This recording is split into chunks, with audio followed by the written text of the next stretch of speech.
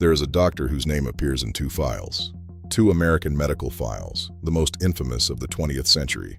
In one, his role was small. In the other, he was in charge. You have heard of the first. The second was hidden for 60 years. What we did in Tuskegee, we did in plain sight. What we did in Guatemala, we tried to hide.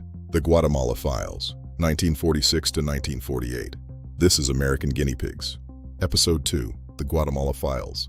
His name was John Charles Cutler, Public Health Service, Venereal Disease Research Laboratory. In the 1960s and 70s, Cutler would lend a hand to a study most Americans now know by a single word. We are not telling that story here. That story has its own. This is the other story, the one before. After the war, the Public Health Service had a problem. Penicillin was a miracle drug. It cured syphilis. The question was, could it prevent it? Answering required infecting people on purpose. American law would not allow it. American ethics, in 1946, were already being written into something called the Nuremberg Code. So they went south. This is the truth. Guatemala City, February 1947. In Guatemala, Cutler had access to populations the United States could not reach. Soldiers, prisoners, sex workers, patients in the National Mental Health Hospital, and orphans, children in some cases blind from birth. Across 2 years, around 1,300 people were deliberately exposed to syphilis, gonorrhea, or chancroid. None of them, in any meaningful sense, agreed. The methods were not subtle. Sex workers were paid to transmit the diseases to prisoners. When that was inefficient, doctors abraded the skin, made cuts, smeared bacteria into wounds, into eyes, into the urethra, into the rectum. In one case, a woman dying of syphilis had gonococcal pus introduced into her eyes. She died. The study continued. It must remain strictly confidential. In a 1947 letter to his supervisor in New York, Cutler made the calculation explicit. The work could not be done at home. There would be unfavorable publicity. There would be questions about ethical considerations.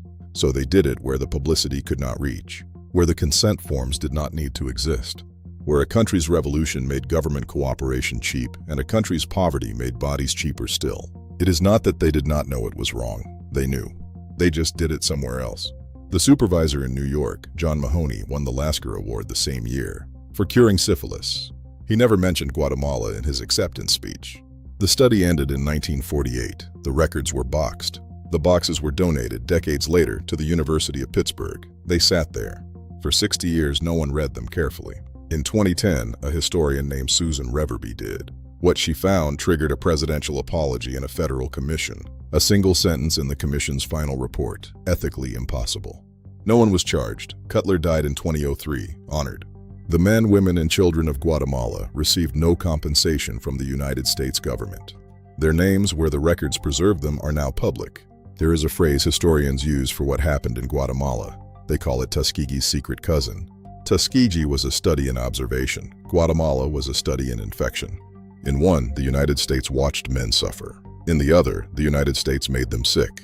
Visit unbedsidemanners.com for more stories. Next time, the sorcerer. American Guinea Pigs. Next episode, the Black Sorcerer. The CIA, LSD, and a man who fell from a hotel window.